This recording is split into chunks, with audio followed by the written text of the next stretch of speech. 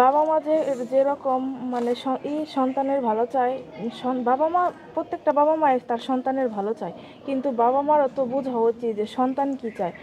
ওর ওর সাথে আমার বিয়ে না হলে অন্য জায়গায় তো বিয়ে দিবে, ওই জায়গায় যে আমি সুখী হইতে পারবো এর কি কোনো গ্যারান্টি আছে?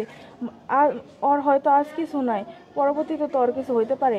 আমার যে জায়গায় বিয়ে দিব, অন্য জায়গায় বিয়ে দিল, ওই জায়গায় যদি আমার মানে অনেক ভালো ঘরে দিল, তারপরে যদি ওই জায়গায় কোনো কিছু কিছু হয়ে যায়, তখন কি কোনো কিছু উঠে আসবো? তাহলে ওর এখন নাই, ভবিষ্যতে হব, এটা ভাইবা তো করা যাব না। বা একটা বাবা মারও উচিত যে তার সন্তানের মন বোঝা। যেমন সন্তানে যাবে তার বাবা মার কথা মানে শুনবে, ঠিক আছে, কিন্তু এই জায়গায় তো বাবা মারও তো উচিত যে সন্তানে কী চাই, সন্তানে যদি সুখে রাখতে পারে, তাহলে বাবা মার এখানে কোনো করার হয় না। তারপরে যদি করছে, হয়তো তার কিসের জন্য করছে জানি না। সে বাবা মা, আমি তো তার থেকে বেশি বুঝি না, হয়তো সে আমার থেকে বেশি বুঝে।